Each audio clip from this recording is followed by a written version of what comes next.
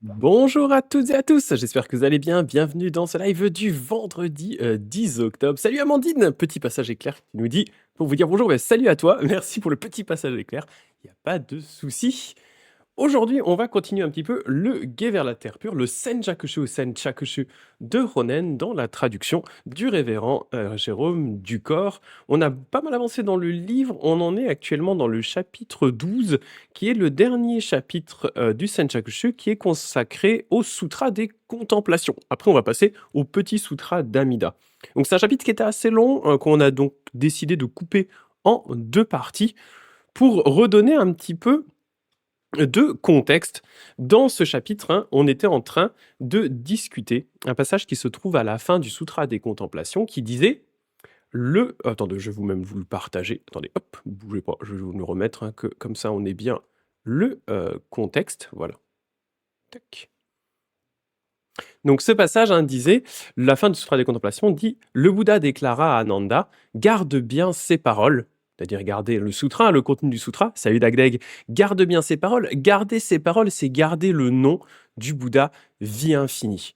Donc c'est de ça qu'il était question, cette garde du nom du Bouddha vie infinie, c'est-à-dire cette garde du Nembutsu qui se trouve dans ce sutra des contemplations. Et le point qui était discuté, c'était pourquoi est-ce que concrètement on a ce passage sur le fait de ne garder que le Nembutsu, alors que le Sutra des Contemplations va en fait lister un certain nombre de bonnes actions, qu'on va appeler bonnes actions recueillies et bonnes actions dispersées, qui permettent d'atteindre aussi la naissance dans la terre pure, outre le Nembutsu. Donc, comment ça se fait qu'on a du coup cette espèce de... voilà,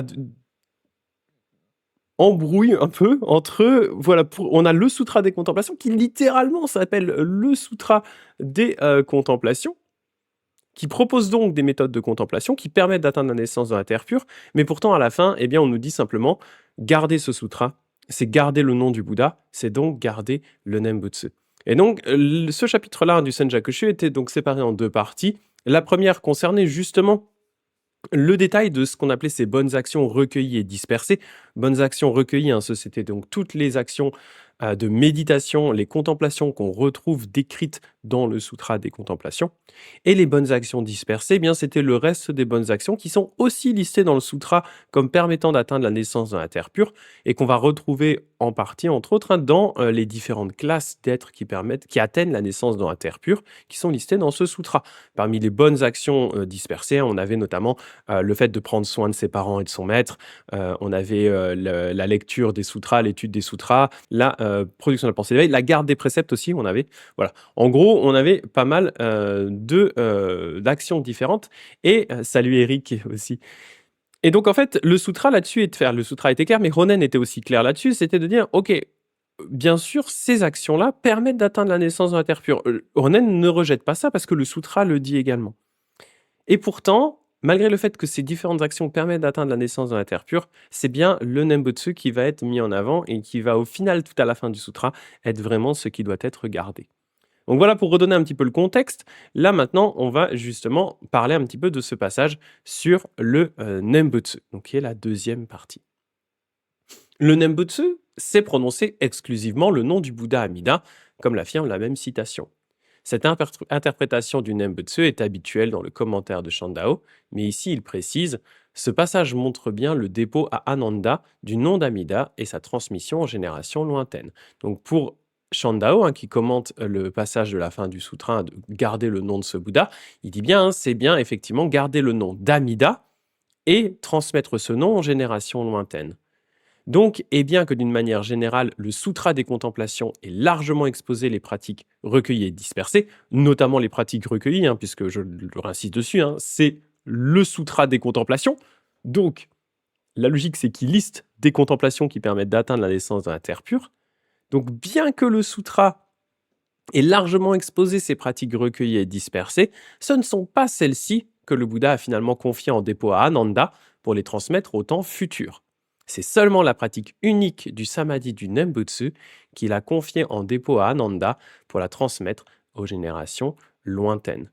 Donc c'est comme si d'une certaine façon, malgré le fait que le sutra listait tous ces éléments-là, à l'avenir, tous ces différents éléments que ce soit les bonnes actions recueillies ou dispersées, eh bien, ne seront d'une certaine façon plus accessibles pour les personnes des temps lointains. Il y a toujours cette idée de la dégénérescence de la loi bouddhiste et de la dégénérescence des capacités des êtres dans le temps, qu'on retrouve dans le bouddhisme, qui est un phénomène de l'impermanence. Plus on va s'éloigner du Bouddha, eh ben, plus on va être, entre guillemets, mauvais, c'est-à-dire on va perdre au fur et à mesure les compétences, on va perdre au fur et à mesure l'affinité avec la voie bouddhiste. Et donc, ces pratiques, ces bonnes actions, ces bonnes pratiques recueillies et dispersées vont finalement devenir inaccessibles aux êtres. Les êtres ne sont plus capables de garder les préceptes, les êtres ne seront plus capables de générer l'esprit d'éveil, les êtres ne seront plus capables de réaliser les contemplations, notamment qui sont décrites dans le sutra. Et donc, qu'est-ce qu'il leur restera ? Eh bien, le fait de pouvoir prononcer le nom du Bouddha Amida. Ça, forcément, ça reste accessible à tout le monde. Peu importe la période à laquelle on est, on peut se tourner vers le Bouddha et prononcer Namo Amida Butsu. Ça ne demande pas de compétences spécifiques, ça ne demande pas de formation spécifique, ça ne demande pas de savoir spécifique. Voilà, tout ça, c'est quelque chose qui est faisable. Et ici, il parle de la pratique unique du samadhi du Nembutsu. Le samadhi du Nembutsu, c'est cette sorte d'état méditatif qui est atteint, et notamment que Honen avait atteint, à force de réciter le Nembutsu tout plein de fois. En le récitant énormément, eh bien, on atteint une forme d'état méditatif qui est ce samadhi du Nembutsu. Honen, pour rappel, il avait des périodes où il récitait le Nembutsu 60 000 fois par jour. Il avait des moments où il se faisait des retraites comme ça, où du début du jour jusqu'à la nuit, il récitait le Nembutsu en boucle. Namo Amida Butsu, Namo Amida Butsu, Namo Amida Butsu, Namo Amida Butsu, 60 000 fois. On verra avec Shinran que c'est quelque chose d'un petit peu différent. Avec Shinran, on va vraiment pas parler de samadhi du Nembutsu, puisque pour Shinran, l'important, c'est la foi, c'est le cœur qui est tourné vers le Bouddha, pas le nombre de répétitions, pas l'état mental qu'on va atteindre par la répétition, mais tout simplement le fait d'avoir un cœur qui est en paix parce qu'on s'est confié au Bouddha, un petit peu différent que d'atteindre un état méditatif en répétant les choses plein de fois. Mais voilà, ici, c'est ce que dit Honen. Donc voilà, bien que tous ces éléments-là ont été exposés, au final, c'est la pratique unique du Nembutsu qu'il a confié, que le Bouddha Shakyamuni a confié en dépôt à Ananda. Mais question, pourquoi le Bouddha, c'est une bonne question, pourquoi le Bouddha n'a-t-il pas confié en dépôt à Ananda les pratiques des bonnes actions recueillies et dispersées pour qu'il les transmette? Ce qui paraîtrait logique à nouveau dans un sutra qui s'appelle le Sutra des Contemplations, qui passe la grande majorité du texte à présenter une méthode pas à pas, extrêmement complexe, mais pas à pas tout de même, de méditation de plus en plus profonde, de contemplation de plus en plus profonde pour atteindre la naissance dans la terre pure. Pourquoi? Eh bien, est-ce que ce n'est pas ça qui est transmis?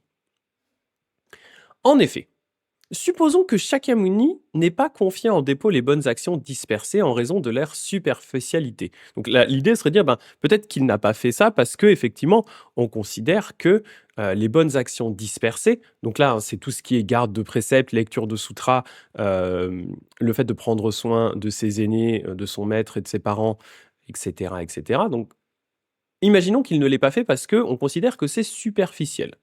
Mais pourtant, dans les actions des trois vertus, il y a du superficiel, mais aussi du profond.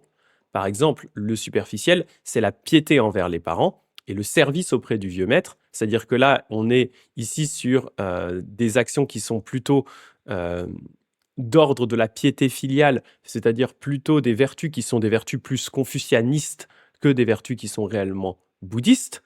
Mais il y a aussi des actions profondes comme le fait de garder les préceptes, la production de la pensée d'éveil, la foi profonde dans la causalité, la déclamation des sutras du grand véhicule. Tout ça, ce sont des actions proprement bouddhistes, qui sont des actions profondes. Et donc, on nous dit que Shakyamuni aurait donc dû abandonner les actions superficielles et confier en dépôt les actions profondes. Donc là, derrière, effectivement, on a vraiment cette idée que les bonnes actions dispersées, elles contiennent autant du superficiel, c'est-à-dire des notions plus confucianistes, que des actions vraiment profondes, qui sont des actions bouddhistes importantes. Et donc, on ne peut pas dire, la raison pour laquelle Shakyamuni ne les aurait pas confiées, ça ne peut pas être leur histoire de superficialité. Il y en a autant des superficielles que des profondes, donc ce n'est pas vraiment parce qu'il s'est dit « Ah non, mais ça c'est superficiel, on peut le laisser tomber ». C'est donc un peu plus profond que ça. Et même idée, ou supposons qu'il n'ait pas confié en dépôt les bonnes actions recueillies en raison de la superficialité des contemplations. Donc même idée en disant, c'est parce que c'est des contemplations superficielles, on pourrait donc s'en passer. Mais or, si certaines des 13 contemplations sont superficielles, d'autres sont profondes. Les contemplations superficielles sont par exemple la contemplation du soleil et la contemplation de l'eau, c'est-à-dire les deux premières contemplations qui vont être listées dans ce sutra. En fait, c'est des contemplations qui ont pour but de... Salut Rémi, c'est des contemplations qui ont pour but de préparer la personne qui médite à des contemplations qui sont plus poussées.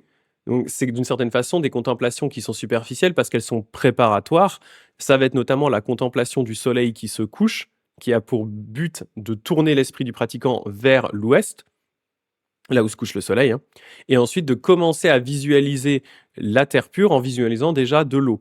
Donc, c'est les deux premières contemplations qui sont les plus superficielles, mais tout simplement parce qu'elles sont préparatoires à des contemplations un peu plus poussées. Et donc derrière, les contemplations plus profondes vont de la contemplation du sol à la contemplation mélangée, soit un total de 11 contemplations. Donc il y a autant dans ces contemplations listées dans le sutra du superficiel que du profond. Et donc il nous dit, Shakyamuni, le Bouddha aurait donc dû abandonner les contemplations superficielles et confier en dépôt les contemplations profondes. Donc ce n'est à nouveau pas ici l'argumentaire. L'argumentaire, c'est pas de dire il n'a pas confié ses contemplations parce qu'elles sont superficielles, parce que dans ces contemplations se mélange autant du superficiel que du profond. Parmi ces dernières, la 9e est la contemplation du Bouddha Amida, qui n'est autre que le samadhi de la contemplation du Bouddha, ce qu'on appelle Kanbutsu. Kan, ici, c'est le kanji de tout ce qui est voir, contempler. Butsu, c'est le Bouddha. Donc, Shakyamuni aurait dû abandonner les 12 autres contemplations et confier en dépôt le samadhi de la contemplation du Bouddha. Donc là, c'est clairement pas la raison. D'ailleurs, le chapitre de la signification profonde du commentaire au Sutra des Contemplations, par Shandao, dit « Ce sutra a pour thèse le samadhi de la contemplation du Bouddha, Kanbutsu, et il a aussi pour thèse le samadhi de la commémoration du Bouddha, Nembutsu. » Donc là, dans ce commentaire, on nous dit effectivement, c'est les deux éléments importants qu'on va retrouver dans ce sutra. C'est d'une part la contemplation du Bouddha, Kanbutsu, contemplation de sa terre, et d'autre part, la commémoration du Bouddha, le Nembutsu. Donc on a Kanbutsu et Nembutsu. Puisque ces deux pratiques constituent bel et bien la thèse du même sutra, pourquoi donc Shakyamuni aurait-il rejeté le samadhi de la contemplation du Bouddha et confié seulement en dépôt le samadhi du Nembutsu? Donc là, on arrive un peu au cœur de la problématique, et à nouveau, qui est sûrement cette chose qui paraît assez illogique, un petit peu paradoxal, de dire pourquoi dans ce sutra qui s'appelle le sutra des contemplations, et on nous dit au final, laissez tomber les contemplations, concentrez-vous sur la pratique du Nembutsu. Ça paraît effectivement un petit peu bizarre. Et la réponse qu'apporte Honen ici, c'est parce que du point de vue du vœu primordial du Bouddha, l'intention du sutra des contemplations est que les êtres prononcent exclusivement le nom du Bouddha Amida de manière unidirectionnelle, comme le dit la citation de Shandao en début du chapitre. La logique derrière, c'est de dire les pratiques recueillies et dispersées ne se trouvent pas dans le vœu primordial, elles n'ont donc pas été confiées en dépôt. Le vœu primordial dont il est question ici, c'est le 18e vœu qui est dans le Grand Sutra de vie infinie, qui est le sutra principal des 3 sutras de la Terre pure, ce 18e vœu, qui dit que si, moi devenu Bouddha, tous les êtres qui d'un cœur sincère et d'une foi réjouie, désirant naître dans mon royaume, n'y naissaient pas, ne serait-ce qu'en 10 commémorations, alors je ne veux pas atteindre l'état de Bouddha. Et vous voyez, du coup, les choses qui sont mises en avant, c'est le cœur sincère, la foi réjouie, le désir de naître dans ce royaume, et, bien entendu, la commémoration du Bouddha, les 10 Nembutsu. À aucun moment dans ce 18e vœu, on va commencer à nous parler de contemplation. On ne va pas nous dire, si moi devenu Bouddha, les êtres qui contempleraient ou qui réaliseraient les contemplations du sutra et qui n'atteindraient pas la naissance dans la terre pure, alors dans ces cas-là, je ne voudrais pas devenir Bouddha. Ce n'est pas ce qui est listé ici. Dans le 18e vœu, le vœu primordial, on ne fait que nous parler du Nembutsu et des 3 cœurs, donc le cœur sincère, foi réjouie et désir de naître dans la terre pure. À aucun moment, le concept de contemplation n'apparaît. Elles n'ont donc pas été confiées en dépôt, parce qu'elles n'apparaissent pas dans le 18e vœu. En outre, bien qu'il soit une pratique excellente, le samadhi de la contemplation du Bouddha ne se trouve pas davantage dans le vœu primordial du Bouddha. Il n'a donc pas été confié non plus. Et donc pareil, hein, il parlait ici des pratiques dispersées, hein, le fait que, à aucun moment dans le 18e vœu, on va vous parler de la nécessité de lire des sutras, la nécessité de pratiquer la piété filiale, nécessité de générer l'esprit d'éveil, nécessité de garder les préceptes, et cetera, et cetera. Toutes ces choses-là, on ne les retrouve pas dans le 18e vœu, pas plus qu'on ne retrouve le concept de contemplation.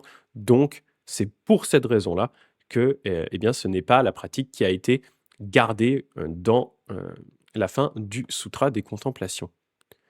Le Samadhi du Dembutsu, lui, constitue le vœu primordial, c'est pourquoi il a été confié en dépôt. C'est vraiment le cœur du vœu primordial.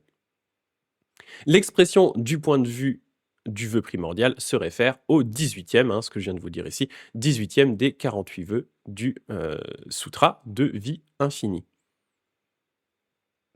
La citation dit aussi que les êtres prononcent exclusivement de manière unidirectionnelle, ce qui renvoie au passage sur les 3 groupes dans le même sutra, où il est dit que les êtres commémorent exclusivement de manière unidirectionnelle. Donc c'est une chose qui a été déjà un petit peu discutée avant dans le chapitre 4. Quant à la signification du vœu primordial, nous l'avons minutieusement détaillé plus haut dans le chapitre 3. Donc il ne revient pas hein, dessus sur des choses qui ont déjà été un petit peu discutées. Question. S'il en est ainsi, d'ailleurs, ces passages, hein, pardon, je finis juste, mais ces passages-là, hein, c'était les passages concernant justement le grand sutra de vie infinie. Donc là, il ne revient pas sur l'argumentaire qu'il a déployé déjà par rapport à ce sutra-là. Question. S'il en est ainsi, pourquoi le sutra des contemplations expose-t-il de manière complexe les bonnes actions recueillies et dispersées, qui ne se trouvent pas dans le vœu primordial, bonne question, hein, au lieu d'exposer directement la pratique du Nembutsu du vœu primordial? Donc pourquoi, du coup, si c'est pas important, il passe autant de temps à détailler tout ça? Évidemment, ça paraît un petit peu bizarre. Réponse. Le sutra de vie infinie ayant déjà exposé minutieusement la pratique du Nembutsu du vœu primordial, celle-ci ne fut pas répétée dans le sutra des contemplations. Donc c'est comme si le sutra des contemplations sous-entendait qu'on avait déjà, d'une certaine façon, une bonne maîtrise du grand sutra, hein, du sutra de vie infinie, qu'on avait déjà une familiarité avec le 18e vœu, et donc partant de ce principe-là, il ne le répète pas dans le sutra des contemplations. Il faut voir vraiment, du coup, ces 3 sutras, hein, grand sutra de vie infinie, sutra des contemplations, petit sutra d'Amida. Il faut vraiment les voir comme un set qui fonctionne ensemble. Ils se complémentent l'un l'autre, ils travaillent ensemble. Donc là, Ronen, il sous-entend que, eh bien, effectivement, le lecteur a une familiarité, est déjà familier avec les 3 sutras en question, et donc il est capable, d'une certaine façon, de les articuler les uns avec les autres et de comprendre voilà, comment est-ce qu'ils sont reliés déjà l'un à l'autre. Et donc en outre, ce dernier, le Sutra des Contemplations, expose les pratiques recueillies et dispersées pour révéler que le Nembutsu surpasse toutes les bonnes actions. S'il n'exposait pas les pratiques recueillies et dispersées, comment révélerait-il spécifiquement que le Nembutsu les surpasse toutes? Cela est similaire aux 3 périodes de la prédication, justifiant la précédence du lotus de la loi selon le Tendai. Sans ces 3 périodes de prédication, comment pourrait-il expliquer que le lotus de la loi serait-il le premier? Donc là, c'est un argument qui se tient plutôt bien, hein, c'est juste de dire, effectivement, le sutra prend du temps pour détailler les pratiques recueillies et dispersées, hein, c'est-à-dire donc toutes ces bonnes actions, donc ce qu'on appelle les parties dispersées, hein, donc garde des préceptes, etc., etc., mais aussi les pratiques recueillies que sont les contemplations qui sont listées dans le sutra. Il le fait parce qu'il a besoin de montrer l'efficacité de ces pratiques, mais montrer surtout derrière que du coup, malgré tout ça, le Nembutsu est plus efficace. Et comment est-ce qu'il le montre? En disant que, eh bien, s'il y a une chose à garder dans ce sutra, c'est le Nembutsu. Mais pour pouvoir faire ça, il avait quand même besoin d'avoir un élément de comparaison. Et cet élément de comparaison pour montrer l'efficacité du Nembutsu, eh bien, ce sont ces bonnes actions recueillies et dispersées qui sont détaillées avant. Ils servent vraiment de point de comparaison pour montrer l'efficacité du Nembutsu. Et il explique que c'est la même logique dans le Tendai avec cette histoire des 3 prédications, 3 périodes de prédication justifiant la précédence du lotus de la loi. Ici, on a une petite note, si j'arrive à cliquer dessus. Voilà. Dans le Sutra du Lotus, le Bouddha fait la distinction entre l'enseignement qu'il est en train d'exposer et ceux qu'il a exposés antérieurement ou qu'il exposera ultérieurement. Donc on a comme ça un détail des différentes périodes des enseignements bouddhistes pour arriver jusqu'au Sutra du Lotus, qui est justement le plus excellent d'après le Tendai. Par conséquent, le Sutra des Contemplations n'expose les pratiques recueillies et dispersées que pour les rejeter, et il expose le Nembutsu le samadhi du Nembutsu pour l'établir. De même que les pratiques diverses ne sont exposées dans le Sutra de vie infinie que pour être mieux rejetées afin d'établir le Nembutsu. Donc ici, c'est la même logique, hein, c'est juste dire, regardez ces pratiques existent, mais au final, ces pratiques ne sont pas aussi efficaces que le Nembutsu. Donc si vous devez choisir, et ça c'est toujours la logique de Honen, hein, c'est pour ça que ce texte-là, c'est vraiment toute la logique de Honen, hein, et c'est la base de ce texte-là, c'est cette idée de dire, eh bien, si vous avez le choix entre quelque chose qui est efficace et moyennement efficace, prenez toujours ce qui est efficace. C'est toujours la logique du Senjakushu, hein, qui est vraiment cette logique du choix. Et c'est de dire, voilà, si vous avez le choix entre deux choses, prenez toujours ce qui est le plus efficace et quitte à faire, en fait, concentrez-vous uniquement sur ce qui est efficace et ne vous tracassez pas avec ce qui ne l'est pas. Il va pas dire mélangez les deux, il va juste dire choisissez uniquement ce qui est vraiment efficace, laissez tomber le reste. Il continue en expliquant cependant les bonnes actions recueillies et dispersées sont difficiles à sonder entièrement. Donc là, il va en reparler un petit peu. Et Dagdag qui disait l'argumentaire de Ronen est moins freestyle que celui de Shinran. Oui, Ronen, il est beaucoup plus carré. Hein. C'est le truc, il est taillé à la serpe, le truc. Lac, tac, tac. Voilà, ça rigole pas. Tout est clean, tout est carré. On a toujours avec Shinran hein, ce côté un peu plus mystique, un peu plus interprétatif qu'il a. Ronen, là, c'est vraiment. Voilà, c'est précis. Il n'y a rien qui dépasse. Donc, les bonnes actions recueillies, de manière générale, ces actions, donc recueillies, hein, c'est toute la pratique, j'avais expliqué, hein, mais toute la pratique contemplative, hein, de manière générale, ces actions consistent à contempler les rétributions principales et secondaires de la terre pure aussi clairement que dans un miroir. La réalisation du vœu d'aller naître dans la terre pure sera alors aussi proche que les doigts et la paume. Par le pouvoir d'une seule contemplation, on efface en effet les fautes commises pendant de nombreuses périodes cosmiques, et par les myriades de mérites de la totalité des contemplations, on finit par obtenir les mérites excellents du samadhi, de la contemplation du Bouddha. Ainsi, celui qui aspire à naître dans la terre pure ferait bien de cultiver la pratique des contemplations. Parmi celles-ci, c'est la 9e, dite du corps véritable, qui constitue la méthode du samadhi, de la contemplation du Bouddha. Celui qui emmène la pratique jusqu'à son accomplissement verra le corps d'Amida. Voyant le corps d'Amida, il verra le corps de tous les Bouddhas. Voyant les corps de tous les Bouddhas, il recevra, on leur présente la prédication. Le bienfait de cette contemplation est des plus profonds. Donc à nouveau, Ronen, ici, il n'est pas en train de bâcher le sutra des contemplations et la partie des contemplations en disant « ça ne sert à rien, c'est nul ». Il dit effectivement, ça a son efficacité. Effectivement, ça marche. Mais pourtant, arrivé au chapitre de la diffusion dans la conclusion du Sutra des Contemplations, le Tathagata Shakyamuni s'adresse à Ananda pour lui confier en dépôt la méthode essentielle de la naissance dans la terre pure afin qu'il la diffuse. Ce faisant, il écarte la méthode de la contemplation du Bouddha et ne lui confie pas en dépôt. C'est bien la méthode de la commémoration du Bouddha, le Nembutsu, que Shakyamuni sélectionne pour la confier à Ananda. Il ne lui confie pas la méthode du samadhi, de la contemplation du Bouddha, et encore moins les 2 contemplations superficielles du soleil et de l'eau. Ainsi, les 13 contemplations sont toutes des pratiques recueillies qui n'ont pas été confiées en dépôt.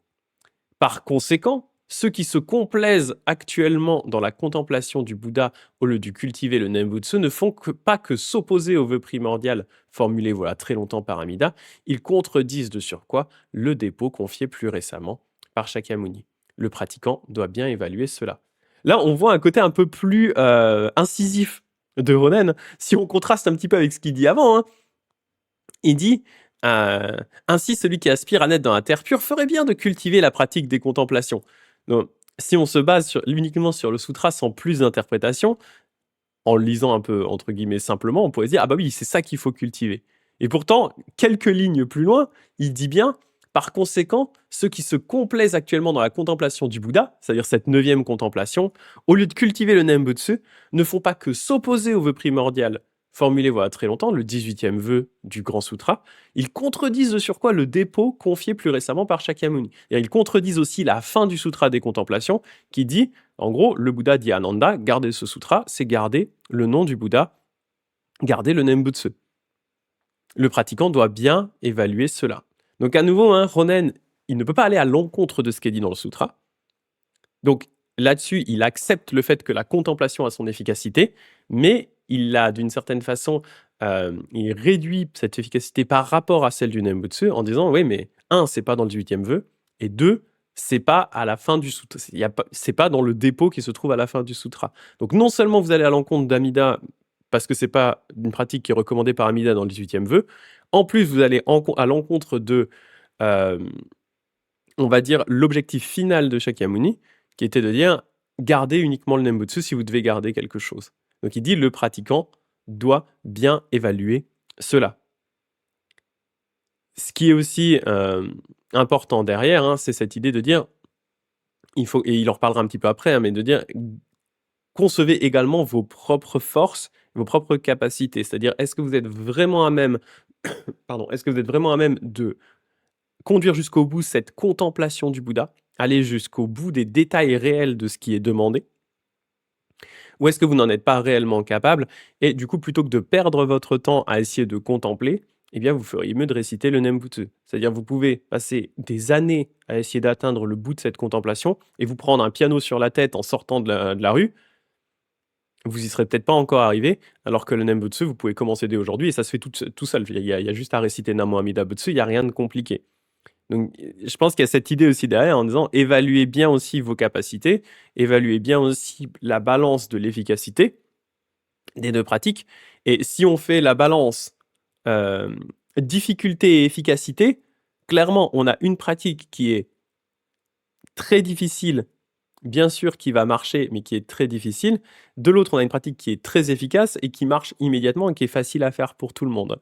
Donc, quitte à choisir, et notamment, hein, le Bouddha Shakyamuni, de par la garde du Nembutsu à la fin du sutra, insisterait même plus en disant: «Bah, en plus de ça, le Nembutsu est plus efficace et aussi il est plus facile». Voilà. Les bonnes actions dispersées, parmi elles se trouve notamment la pratique de la garde des préceptes, du grand ou du petit véhicule. Et tout le monde croit, alors en fait sous-entendu à tort, hein, tout le monde croit que la pratique de la garde des préceptes est indispensable pour pénétrer la vérité et que le viol des préceptes empêche la naissance dans la terre pure. Donc il n'y a pas dit à tort, hein, mais c'est sous-entendu, hein. Tout le monde croit à tort qu'on est obligé de garder les préceptes pour atteindre la naissance dans la terre pure. Ce qui est clairement pas ce que Ronen va enseigner de son côté, hein, puisque Ronen est connu pour avoir expliqué que, notamment à Shinran et à d'autres, hein, que par rapport aux préceptes, si concrètement les préceptes vous aident dans votre pratique bouddhiste, gardez les préceptes, soyez un bon moine, comme Ronen l'était lui-même. Mais si à l'inverse, la garde des préceptes vous crée plus de frustration qu'autre chose, vous gêne dans votre pratique du Nembutsu parce que votre esprit est préoccupé par d'autres choses, hein, je sais pas, ça peut être par exemple tout ce qui est relatif à l'abstinence sexuelle qui ne marche pas pour vous, par exemple, hein, c'est le cas de Shinran, par exemple. Dans ces cas-là, abandonnez les préceptes, récitez le Nembutsu. La garde des préceptes n'est pas une obligation, il n'empêche pas, enfin, il n'est pas nécessaire pour atteindre la naissance de la terre pure, et à contrario, le viol des préceptes, eh bien, n'est pas un obstacle à la naissance dans la terre pure. C'est ça. Et dès qu'il n'y a pas de comparaison qui tienne entre les deux par rapport au, j'imagine, contemplation et Nembutsu, c'est pragmatique. C'est ça, effectivement. Ça n'a rien à voir en termes de difficulté, notamment, hein. Je dis toujours, hein, ceux qui s'intéressent au Sutra des contemplations, il suffit de lire le niveau de brutalité des contemplations à atteindre, hein, le niveau vraiment de détail et les milliers de choses qu'on est censé être capable de visualiser pour se rendre compte que c'est quasiment impossible à réaliser pour une personne normale, hein, ces contemplations. Très très vite, hein, à partir de la contemplation 3-4, ça devient quasiment impossible à faire, hein, si vous êtes une personne normale. Si vous n'y passez pas tout votre temps et si en plus vous n'avez pas de facilité là-dedans non plus, quoi. Donc il dit, voilà, tout le monde pense ça, mais en réalité, c'est pas forcément le cas. Il y a aussi la pratique de la pensée d'éveil. Tout un chacun croit que la pensée, et à tort à nouveau, hein, que la pensée de l'éveil est essentielle dans la méthode de la terre pure et qu'on ne peut y aller naître sans avoir produit la pensée d'éveil. À nouveau, hein, le 18e vœu ne liste pas la pensée d'éveil. Et Ronen va dire, ce n'est pas une nécessité. C'est une des choses qui va enrager Myoe là qui est en bas, qui lui est justement un moine pour qui l'esprit d'éveil est la pratique la plus importante pour un bouddhiste, le fait de générer cet esprit d'éveil, c'est-à-dire je désire moi aussi devenir un Bouddha pour le bien de tous les êtres, se lancer ainsi dans la carrière des bodhisattvas.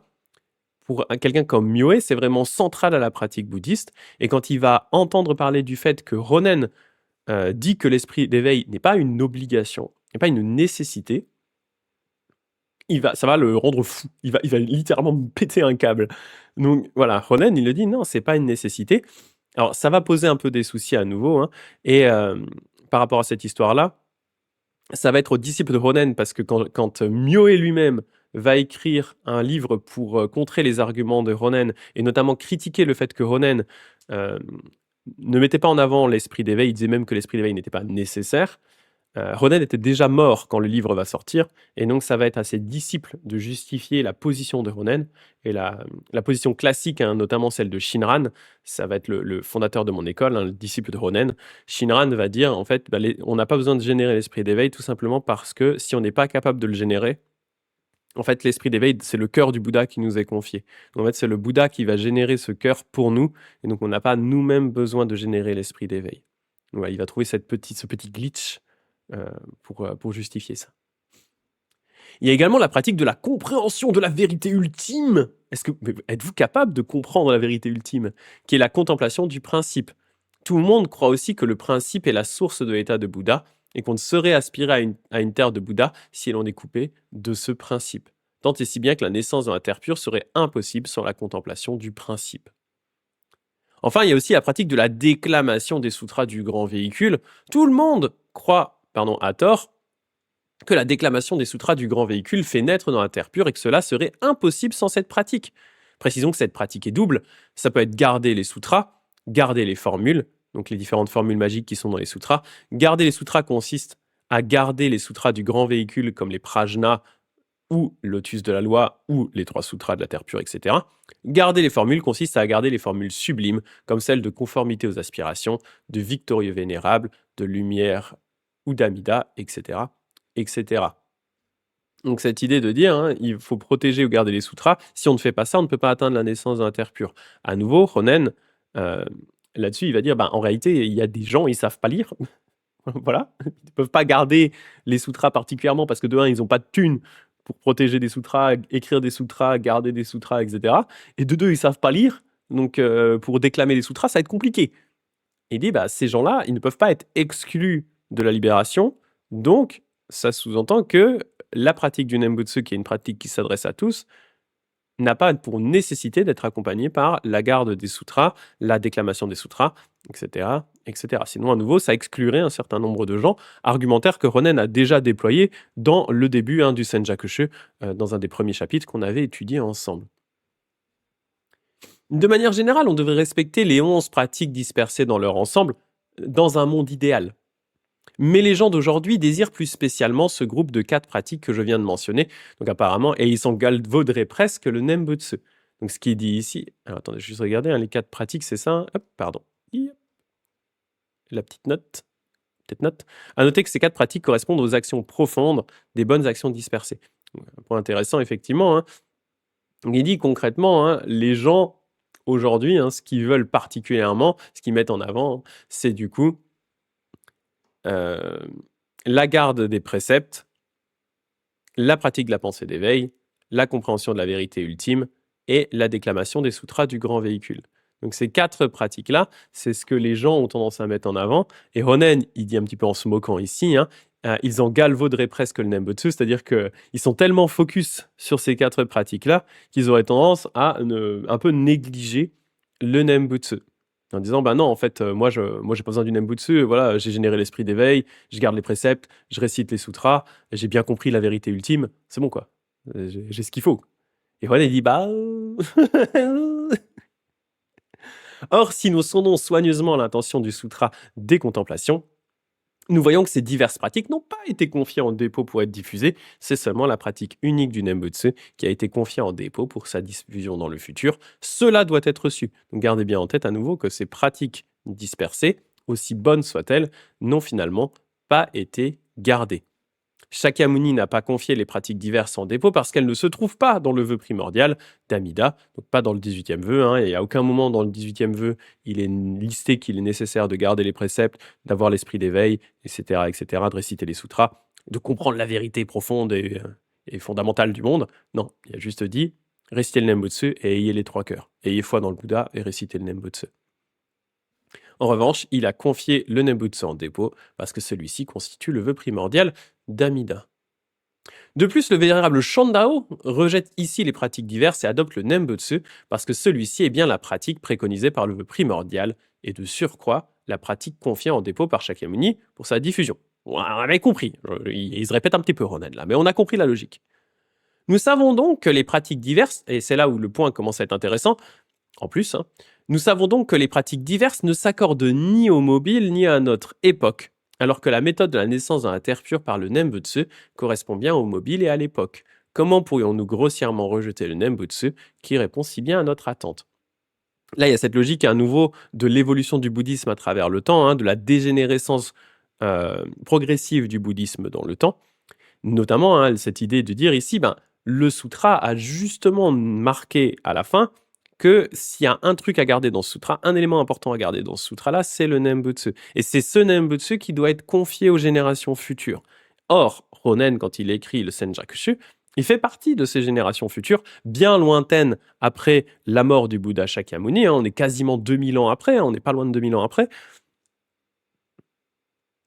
Et il dit, du coup, si on suit la logique du sutra, ce qui doit marcher pour les temps futurs, c'est ce qui a été gardé spécifiquement dans ce sutra-là, ce qui a été confié à Ananda, c'est-à-dire le Nembutsu. Et c'est donc le Nembutsu qui correspond aux besoins des êtres et pas les autres pratiques qui ne sont pas censées avoir été gardées et protégées.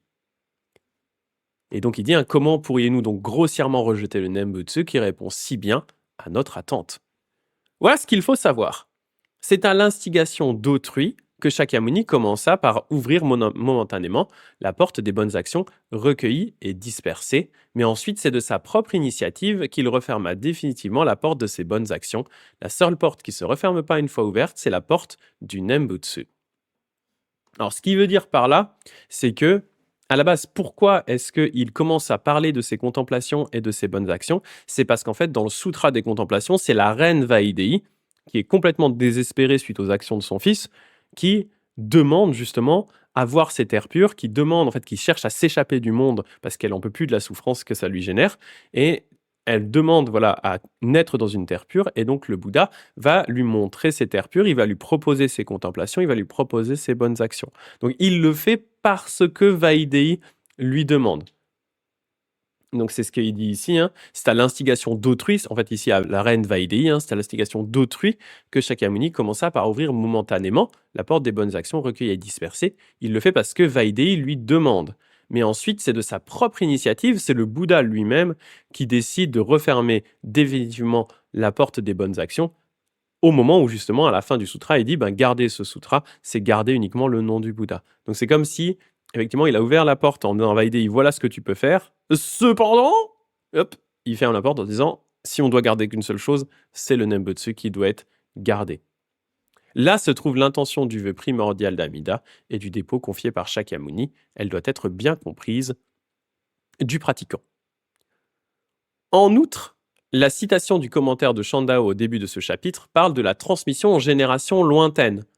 Cette expression renvoie au Sutra de vie infinie qui mentionne la période lointaine des 100 ans postérieurs aux 10 000 ans de la période de la loi décadente.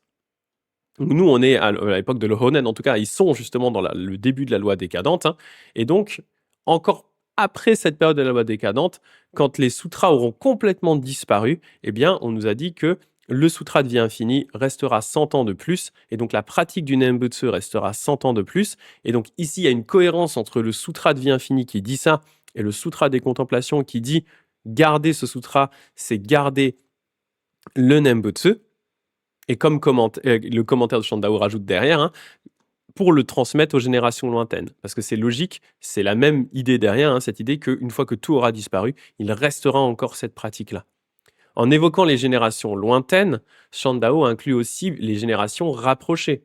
Puisque le Nembutsu a été transmis pour la période suivant l'extinction de la loi, il l'a été aussi à plus forte raison pour la période de la loi décadente. S'il a été ainsi transmis pour la loi décadente, à plus forte raison pour la période de la loi copiée et de la loi correcte. Donc là, ça rejoint toujours cette théorie qu'on appelle la théorie de la décadence de la loi, cette idée qu'il y a plusieurs périodes qui vont s'enchaîner suite à la mort, en tout cas suite à la vie et la mort du Bouddha historique, où au fur et à mesure, les capacités des êtres pour le bouddhisme vont se dégrader. On a d'abord ce qu'on appelle la loi correcte, qui est l'époque où le Bouddha est dans le monde et vraiment là où se trouvent ses premiers disciples. où eh bien, les gens peuvent pratiquer, tout est OK. Les gens pratiquent et ils atteignent les résultats. On a ensuite ce qu'on appelle la loi copier, ou la loi factice, c'est-à-dire que euh, les êtres continuent à pratiquer, mais c'est presque une façade. C'est-à-dire on va continuer à créer des stupas, créer des temples, copier des sutras, etc. Mais les gens n'arrivent plus forcément à atteindre les résultats de leurs actions. Et ensuite, on a la loi décadente, où là, tout part en cacahuète. Et enfin, on a une disparition complète des enseignements. À nouveau, hein, le bouddhisme est une religion qui prédit sa propre disparition, mais qui prédit aussi sa réapparition future après ça. Voilà, c'est un élément cyclique. Faut prendre, on appelle ça la mise en rotation de la roue du dharma. On fait tourner la roue des enseignements. Et en fait, comme toute roue qu'on met en action, au bout d'un moment, elle va finir par ralentir et s'arrêter complètement jusqu'à ce un nouveau Bouddha ou un Bodhisattva revienne mettre en rotation cette roue et relancer un cycle d'enseignement. Et là, l'argumentaire de Ronan ici, c'est de dire, si cette pratique du Nembutsu, elle marche encore et elle est encore efficace au moment où toutes les autres pratiques auront disparu. C'est-à-dire, on parle même plus de la période de décadence de la loi, on parle du moment où il n'y aura plus rien. Il n'y aura plus d'enseignement bouddhiste, et pourtant, malgré ça, le sutra dit, le Grand Sutra de Vie Infinie dit, ce Nembutsu restera encore actif pendant 100 ans, alors que tout le reste aura disparu.